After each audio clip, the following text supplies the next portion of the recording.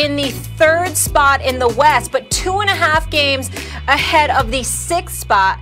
Stephen A., which team is under the most pressure to capitalize off LeBron and AD's absence right now and really gain some ground? I would say the Los Angeles Clippers, but before I get into that, may I take a step back and give props to one of the greatest point guards the game of basketball has ever seen in CP3, who recorded his 10,000th assist last night. I mean, let's give props where it's due. It was against those Lakers without LeBron. We get all of that, and congratulations to him. One of the great, pure, quintessential point guards the game of basketball has ever seen. Having said all of that, I would answer the question directly by saying that the Los Angeles Clippers are the ones, as far as I'm concerned, who should have the most pressure. I know the Utah Jazz have been playing well, and we can get into the other teams as well, but here's the reality of the situation. There's another team in Los Angeles, a team that has Kawhi Leonard, a 2-time NBA champion and the 2-time NBA Finals MVP. I don't know how many times I got to harp on this before someone gravitates to what I'm saying.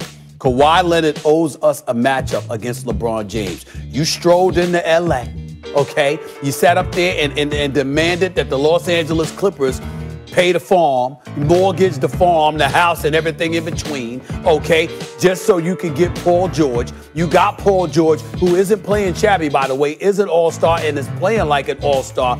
I know Kawhi Leonard's numbers are there. This is not about his numbers. This is about the willingness, not the ability, because I'm not questioning his ability, the willingness to lead, to galvanize, to maximize the potential surrounding you so you can take this organization to heights it has never seen before. I will remind you, Max Kellerman, as a man that lived in Los Angeles, I believe it was for 6 years. Correct. That's what you said, right? Correct. You hosted Max. You know, I was the Max voice of Los Angeles. The voice of Los Angeles, Max and Marcellus, even though John Island. Settle down. Oh, yeah. But that's neither here nor there. The bottom line is this. Guy. He's a great guy. Max and Marcellus, Mason you had your radio show, Mason too. You had your radio show in L.A. The bottom line is this. You know this. The Clippers have never even been to the conference finals. Never even been, let alone NBA finals. In their history. In their history. Okay, now guess what? True. So I have a situation where it's Kawhi with Paul George, okay? You got enough of a crew there. They'll probably make a move before the trading deadline expires because they need a point guard, which is a discussion we'll have a little bit later on in the show, all right? Because several teams need a point guard, and we understand all of that. But here's the reality. It's on Kawhi Leonard. And if LeBron, I ain't worried about LeBron. LeBron will be back. He'll be ready to go come playoff time. It's probably not as bad as they're saying it is just because they want to give him additional rest because he won't take it on his own because he only missed 1 game this season up to this point. The bottom line is this. The opportunity is there because remember, I am anticipating, just for the record, I am anticipating, ladies and gentlemen, that there will be fans in attendance come June and July at least 50% capacity. That's what I'm assuming, considering the news that the president has disseminated in terms of 100 million people getting the vaccine and tens of millions additionally expected to receive the vaccine by June. I believe that combined with NBA players, because we had the Atlanta Hawks, we had the New Orleans Pelicans take their vaccine shots, I think you will see more people. He said July 4th, independence of the vaccine. June is pretty close. June is pretty close. I'm not talking 100% capacity, but I'm talking about it's not unreasonable to see 50 to 75% capacity at an NBA arena come playoff time. And so when I'm looking at it from that perspective, again, the Staples Center, with Kawhi against LeBron, do you have any idea how many people are looking forward to that? I'm number 1 on the list. I saw the crown dangling from the mirror with the New Balance commercials. I saw the LA sign up there when you driving in your convertible looking like you from Boys in the Hood. I saw all of that, okay? Now I want the matchup. And LeBron has given me every indication that he will be ready because he was ready. He was waiting in the conference finals last year, Max. He was waiting, and the Clippers didn't show up. Well, guess what? I'm looking for it now. I don't give a damn. Ty Lue can coach, all right? Ty Lue can coach. Paul George can play. Kawhi Leonard is a superstar. His numbers validate that. Where's the matchup? That's what I want to see. That's where the pressure should lie. Done? Yes. Everything you just said is true. There's no lies detected in anything you just said. And yet, I'm not a liar. And yet, it's not the whole truth, is it, Stephen A. Smith? I believe it is. Because you're not fooling anybody, at least not at this desk. Okay.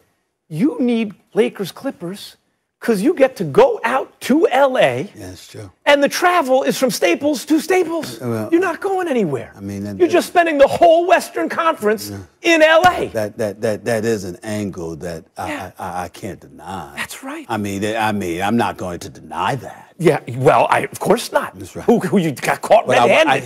Fingerprints all over. I will say this little nugget of facts for you. I'm gonna be in LA anyway. But you don't have to get on a plane. I'm not gonna be there. I'm gonna be there anyway. You don't have to fly to Utah or anything like that. You stay right in LA. Now that is true. Now let me just say, it's a perfectly good argument. Lakers, Clippers. I used to tease Clippers fans on LA radio. They're gonna hang another first-round banner because they've never been out of the second round, even with Blake and DeAndre and CP3 and everybody. Yep. But hold on, let's slow down. Let's pump the brakes with Kawhi must do this and that. He is a two-time Finals MVP. Not a one-time, a two-time Finals MVP. Yes. With two different teams. Yes. And Stephen A., you can lead a horse to water, but you can't make him drink. Okay. You can lead Paul George to the playoffs, but you can't make him not hit the side of the backboard in a Game 7 in the fourth quarter. Like, Kawhi was magnificent in the playoffs up until Game 7. He had a bad Game 7 against the Nuggets. But he was magnificent until then, as always. Paul George was not. And that's the problem. I can't put this all on Kawhi and then say it's the Clippers. You know who is under the most pressure to capitalize off this? Are you ready for this? I'm ready. Jazz have been the best team in basketball for parts of this year. Jokic. For parts of this year. Jokic has a good argument for MVP. He's the best offensive player in the league. The Suns were 8-0 in the bubble. They added CP3. They look like a threat. The Mavs are rounding into form. The answer is the Portland Trailblazers. Okay. The same reason I said Lillard is a real sleeper for MVP the other day. If LeBron doesn't get it, if he's out for an extended period of time, you sat up here on TV, apologized to Damian Lillard. We're not going to ignore it anymore. He deserves it. He deserves it. But we also can't ignore the pressure on a guy who sees himself as a champion, who we all smell it on. Like, before he's done, that dude's going to win a chip. Who didn't go ring chasing, who stayed right where he was, who carried his team on his shoulders through injury, no McCollum, the whole thing in the first half. McCollum's back now. He's got time to play himself into real, like, C.J. McCollum level shape. I mean, he's already balling. And yeah, he's already balling. CJ special. And Nurkic should be back. The point is, what happened when Michael Jordan left the league for a couple of years? What we saw was, here's a parallel universe. Hakeem Olajuwon's the man. If it wasn't Jordan, whose era would be? Hakeem. Jordan was gone 2 years. Hakeem won 2. Jordan came back. That was the end of that. If there's a window right now in the Western Conference, because LeBron is out for an extended period of time, AD maybe isn't the same because of injury, that story, if that plays out, I'm looking at all these different teams, but none more than Damian Lillard and the Portland Trailblazers. This is his time. I will tell you this. I think it's his time when it comes to, I think this is the best shot Damian Lillard has of capturing league MVP honors. I'll give you that. I definitely think that if he continues to ascend the way that he has been, with LeBron being out, with Kyrie balling, alongside James Harden and Embiid being out, I think this is a perfect opportunity for Damian Lillard to step into the fray and literally claim league MVP honors. I think that's definitely possible. But in terms of the pressure, I don't believe the pressure is on Portland nearly as much as the Clippers. I think that when you consider the fact that they've been injured, yeah, you come back and you look at them. Nurkic don't play defense. I love him offensively, but defensively, it's just not there.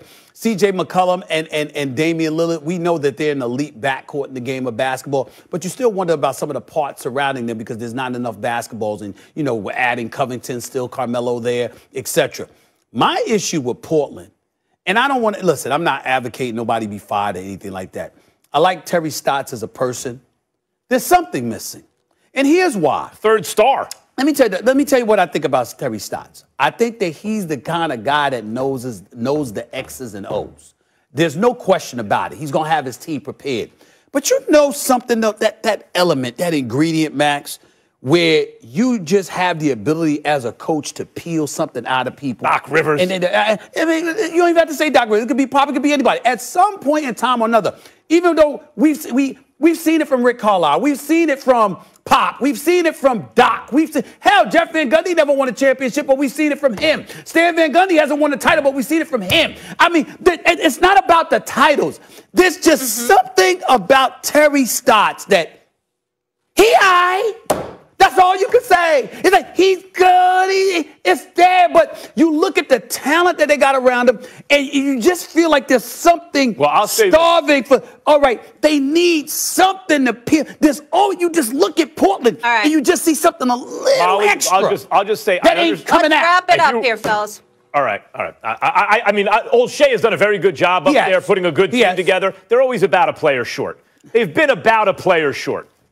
Again, I know Terry Stotts knows basketball. So Max says it's Dame time. Stephen A's focused on the claw. But Stephen A, here's the good news. Yeah. So you have your vaccine. Utah's a short flight, but you're going to be salty out there in Salt Lake City. That's what I think it's looking like. So much for LA. Do you know? We shall see. Do you know? Are you Miss Cleo? Do you know? You don't know. You're guessing. I know. You're just like the rest of us. I know. Okay. On Dallas, please. Goodbye. She's trying to wish you. All right. In the NFL, Carson is gone. Hurts is here, and Foles could be back. The guys that